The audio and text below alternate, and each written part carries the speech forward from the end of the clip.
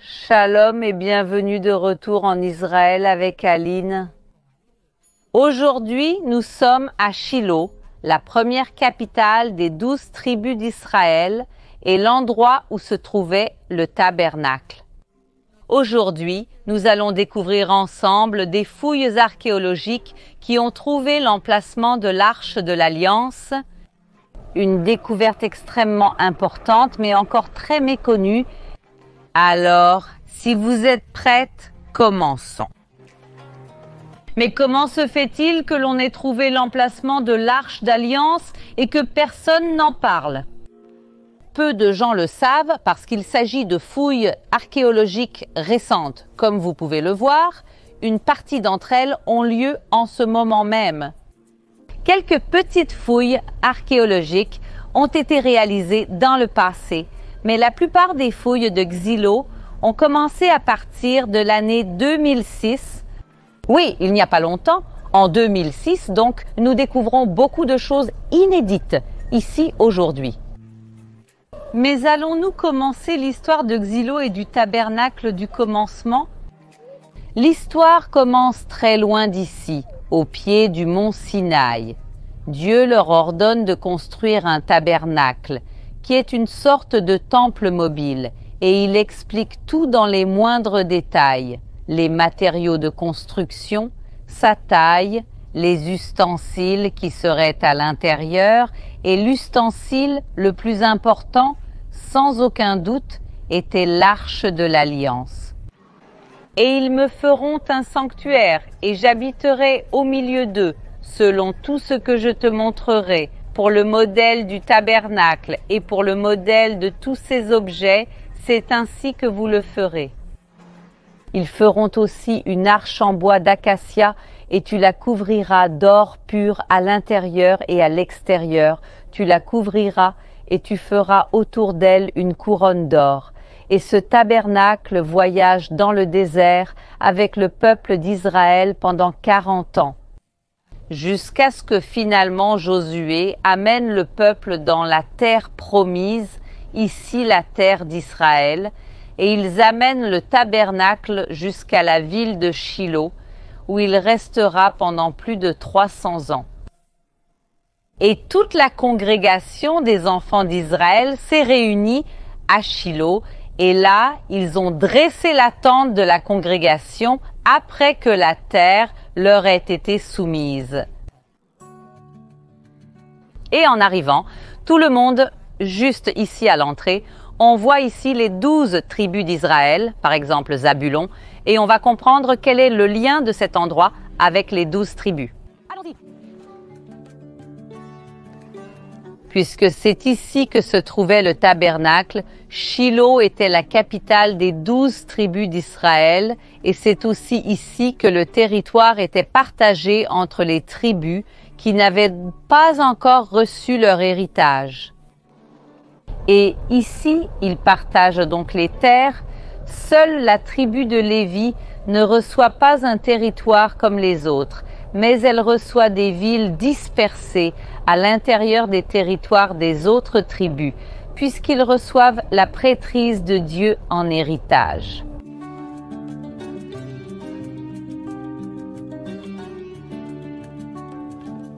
Quel est cet endroit où nous entrons?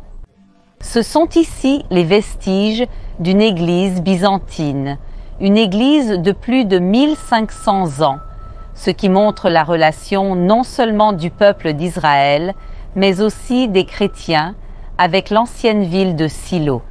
Et regardez maintenant ce sol sur lequel je marche. Regardez comme il est beau. Ceci est l'une des 3 églises trouvées ici à Silo. Les amis, ne faites pas attention si je dis tout le temps Silo, car c'est la prononciation en hébreu. En portugais, dans vos Bibles, vous verrez le nom de la ville comme Silo. Donc ce sol magnifique est d'origine, mais le reste du bâtiment que vous voyez a été reconstruit. Il a été fait comme l'église byzantine, mais quel est le grand intérêt des chrétiens pour ce lieu? D'abord pour toutes les histoires bibliques de l'Ancien Testament qui se passent ici, comme l'histoire d'Élie, de Anna, l'histoire du tabernacle de l'Arche de l'Alliance, mais aussi pour ce passage biblique de la Genèse 49, 10, qui l'associe aussi à Silo et à la venue du Messie. Le sceptre ne s'éloignera pas de Juda, ni le bâton de commandement d'entre ses descendants, jusqu'à ce que vienne celui à qui il appartient, et à lui les nations obéiront. Il attachera son ânon à une vigne, et son petit âne au sarment le plus choisi. Il lavera ses vêtements dans le vin, et ses habits dans le sang des raisins. C'est un passage messianique très mystérieux. Qu'est-ce que vous pensez qu'elle signifie réellement?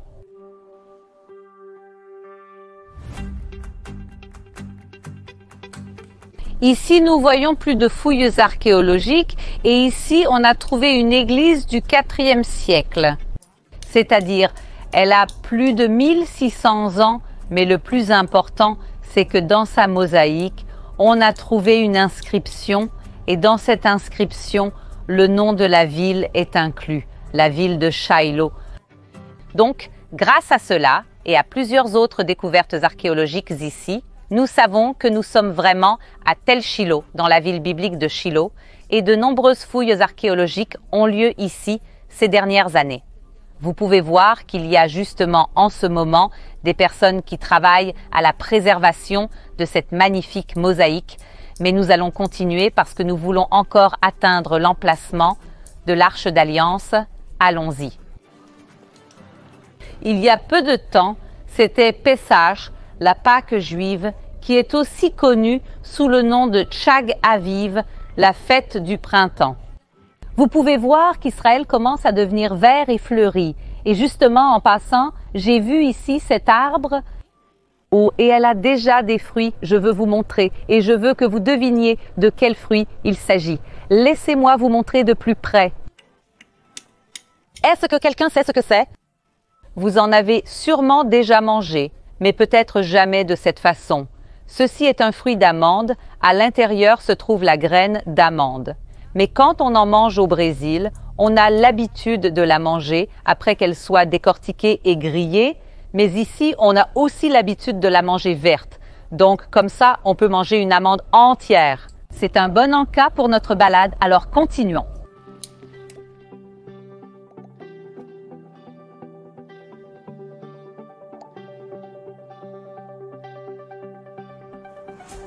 Regardez ce qu'on a trouvé ici. Ceci est un bain rituel juif. C'est là que les Juifs se purifiaient. Cela s'appelle un mikvé.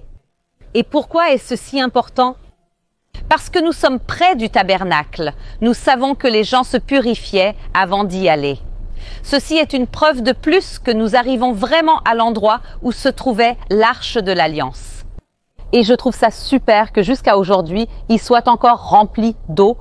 Nous sommes en saison des pluies et il s'est rempli naturellement. Mais je ne vais pas entrer dans cette eau, j'y vais comme ça quand même.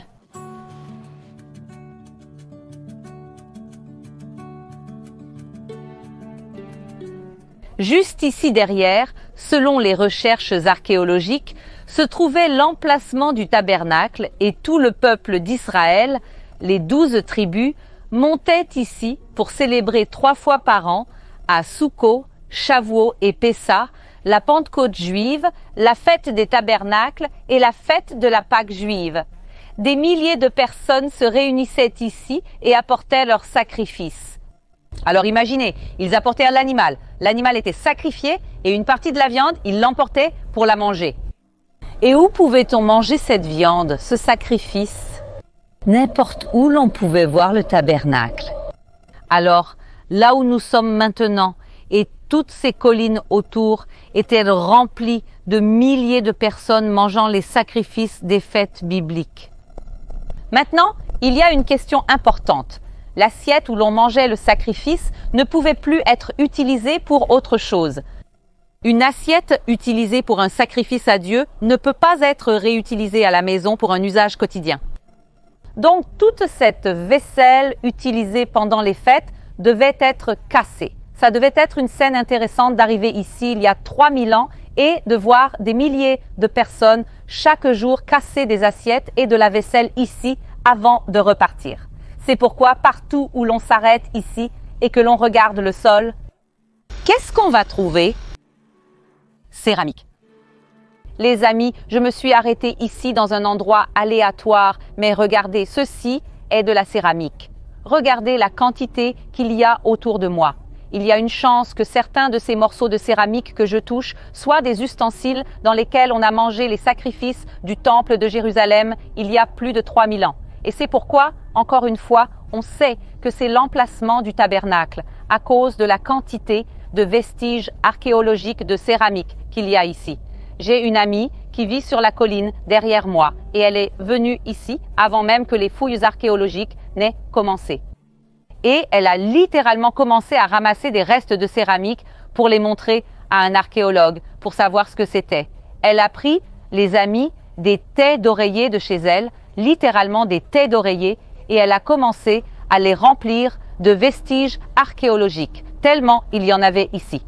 Et vraiment, nous sommes en train de toucher à l'histoire du tabernacle, à l'histoire du peuple d'Israël et de ses 12 tribus.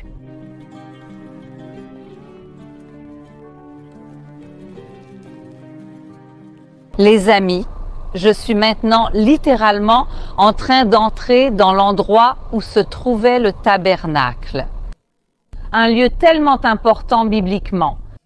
Sang est vraiment émouvant de pouvoir être ici à marcher sur ces pierres.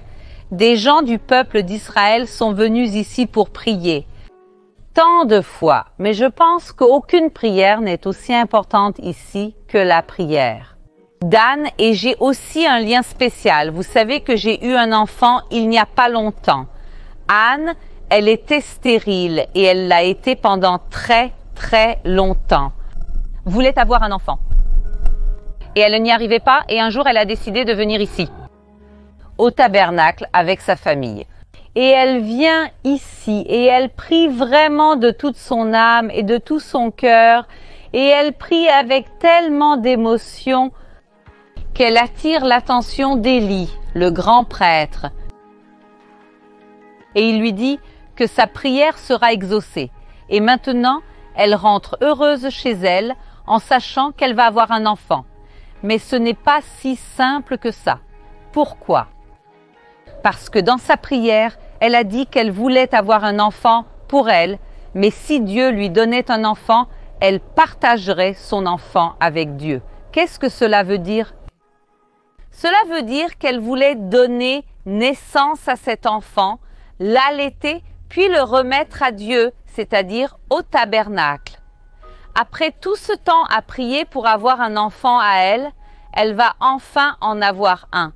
Mais elle ne va pas l'élever, elle va remettre son enfant au tabernacle.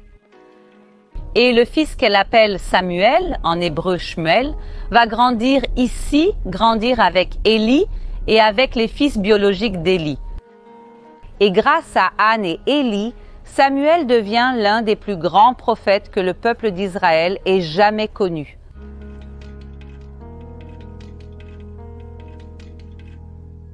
Alors cette zone où nous marchons était la cour du tabernacle. Ici, quelque part, se trouvait l'autel. Et ici, à l'intérieur, ont grandi les fils d'Élie ainsi que Samuel, les fils d'Élie qui vont malheureusement se corrompre. Et la fin des jours du tabernacle va être une époque très triste et très difficile. D'abord à cause de la corruption que les fils d'Élie vont apporter. À cette époque aussi, il y avait de grandes batailles entre le peuple d'Israël et les Philistins. Et le peuple d'Israël commence à perdre les batailles. Et là, ils ont une idée brillante, ou peut-être pas. Prendre l'arche de l'alliance qui se trouvait ici dans le tabernacle et l'emmener jusqu'au camp du peuple d'Israël. Et en fait, quand elle arrive là-bas, le moral des soldats augmente. Ils voient, l'arche de l'alliance est ici avec nous, c'est sûr qu'on va gagner la bataille, sauf qu'ils ne gagnent pas. Au contraire, les Philistins vont gagner la bataille d'Ébenezer, vont détruire le camp d'Israël et voler l'arche de l'Alliance. Et l'arche de l'Alliance va être emmenée et ne reviendra jamais à Silo. Les Philistins emmènent l'arche d'une ville philistine à une autre, mais Dieu envoie comme punition une épidémie d'hémorroïdes dans ces villes. Cependant, la main du Seigneur s'appesantit sur les habitants d'Asdod, les frappa et les blessa avec des hémorroïdes à Asdod et dans ses environs. Ils envoyèrent chercher tous les princes des Philistins et dirent « Renvoyez l'arche du Dieu d'Israël à sa place, afin qu'elle ne nous fasse pas mourir, ni nous, ni notre peuple. » Car il y avait une grande panique dans toute la ville et la main de Dieu s'était fortement appesantie là. Les hommes qui ne mouraient pas étaient frappés d'hémorroïdes, si bien que le cri de la ville montait jusqu'au ciel.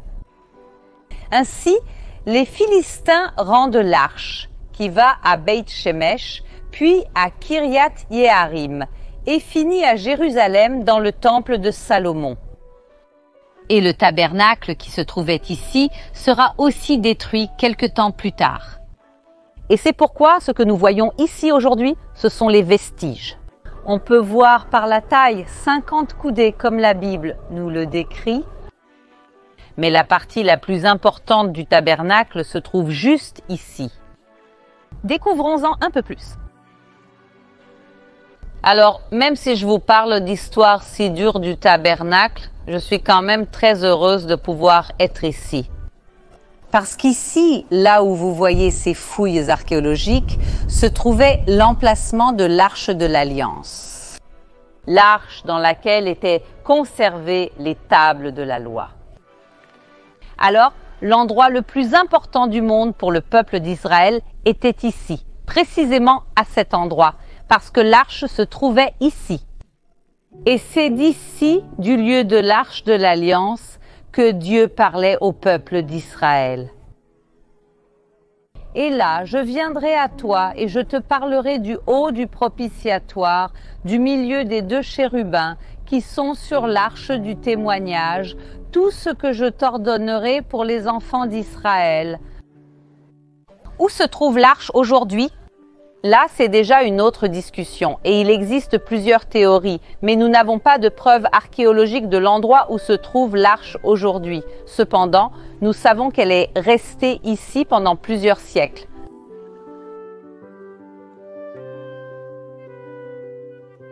Donc, sur ce plateau se trouvait le tabernacle, ici se trouvait l'arche de l'Alliance, et au sol, il y a littéralement des milliers de restes de céramique où les gens mangeaient les offrandes qui étaient apportées au temple de Jérusalem. Des vestiges archéologiques incontestables de l'histoire du peuple d'Israël ici.